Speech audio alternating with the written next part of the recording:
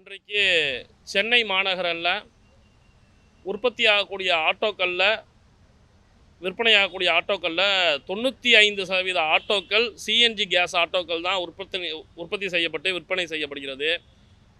அதே போல் கால் டாக்ஸிகள் வாகனங்கள் பார்த்திங்கன்னா ஒரு 60% வாகனங்கள் சிஎன்ஜி வாகனங்கள் தான் இன்றைக்கி விற்பனை செய்யப்படுகிறது. இந்த சூழ்நிலைகளில் ஏற்கனவே நாங்கள் தமிழக அரசுக்கு பல கோரிக்கைகளை வச்சுட்ருக்கோம். இந்த சிஎன்ஜி பங்குகள் அதிகப்படுத்தணும் அப்படின்ற ஒரு கோரிக்கையை வச்சுக்கிட்டு ஏன்னா பெரும்பாலும் சிஎன்ஜி தட்டுப்பாடு இருக்குது அப்படின்னு. இந்த சூழ்நிலையில் சமீபத்தில் பெரம்பூரில் நடந்த விபத்தை தொடர்ந்து காவல்துறை பார்த்திங்க அப்படின்னா இந்த கனரக வாகனங்கள் உள்ளே வரக்கூடாது, பகல் நேரங்களில் எப்பயுமே வரக்கூடாது அப்படின்ற மாதிரி ஒரு உத்தரவு போட்டிருக்கிறாங்க. அதன் அடிப்படையில் இந்த சிஎன்ஜி சிலிண்டர்கள் மூலியமாக இந்த சிஎன்ஜிகளை இப்போ தாம்பரத்தில் இருந்தோ அல்லது ஓஎம்ஆரில் இருந்தோ மற்ற இடங்கள்லேருந்து ஏற்றிக்கிட்டு சென்னை மாநகருக்குள்ளே வரக்கூடிய வாகனங்கள் அனுமதிக்கப்படுறதில்லை, காவல்துறையால் அனுமதிக்கப்படுறதில்லை. அதனால் லோடு அந்த சிஎன்ஜி பங்குகளுக்கு வர்றதே இல்லை.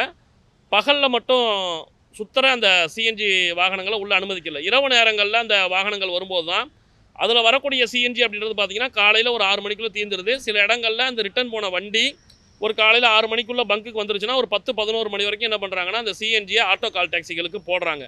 அந்த 10 மணிக்கு மேலே பார்த்தீங்க அப்படின்னா இந்த சிஎன்ஜியே எங்கேயுமே அவைலபிலிட்டி இருக்கிறது இல்லை.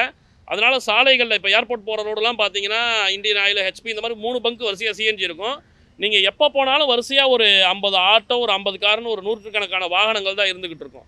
இதனால் இந்த தொழிலை நம்பி இருக்கக்கூடிய ஆட்டோ கால் டாக்ஸி தொழிலாளர்கள் மிகப்பெரிய அளவில் வருமான வருவாயை இழப்பு ஏற்படுது.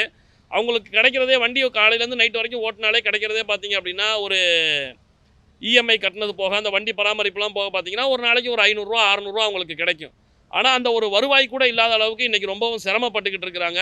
இதில் கூடுதல் தகவல் என்னென்னு பார்த்தீங்கன்னா இந்த டிமாண்ட் இந்த சிஎன்ஜி டிமாண்ட் ஆக ஆக பொதுமக்களுக்கு மாலை நேரங்களில் வாகனம் கிடைக்க மாட்டேங்குது. ஆட்டோ கால் டாக்ஸிகள் கிடைக்கிறதுல சிரமம் இருக்குது. அப்படி இருக்கக்கூடிய சூழ்நிலைகளில் அந்த மாலை நேரங்களில் கூடுதல் கட்டணம் வசூலிக்கக்கூடிய சூழ்நிலைகள் பார்த்திங்கன்னா இந்த கால் டாக்ஸி நிறுவனங்கள், ஆட்டோ நிறுவனங்கள் என்ன பண்ணுறாங்க அப்படின்னா கூடுதல் கட்டணங்களை வண்டி டிமாண்ட் ஆகிறனால கூடுதல் கட்டணங்களை விதிக்கக்கூடிய சூழ்நிலைகளும் ஏற்படுது. இது சம்பந்தமாக இன்றைக்கு சென்னை பெருநகர காவல்துறையினுடைய கூடுதல் ஆணையர், போக்குவரத்து கூடுதல் ஆணையர் அவர்களை சந்தித்து நாங்கள் மனு அளித்தோம். எங்களுடைய உரிமைக்குரல் ஓட்டுநர் தொழிற்சங்கத்தின் சார்பாகவும் தமிழ்நாடு ஆட்டோ கால் டாக்ஸி ஓட்டுநர் சங்கங்களின் கூட்டமைப்பின் சார்பாகவும் மனு அளித்தோம்.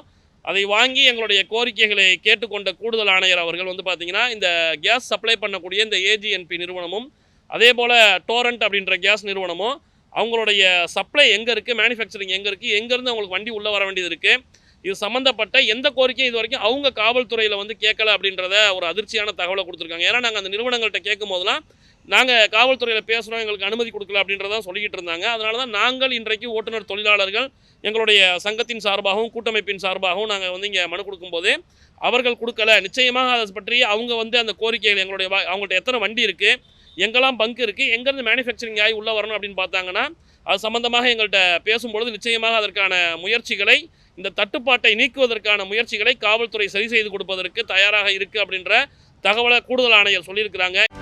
செய்திகளை உடனுக்குடனும் துல்லியமாகவும் தெரிந்து கொள்ள சப்ஸ்கிரைப் பண்ணுங்க.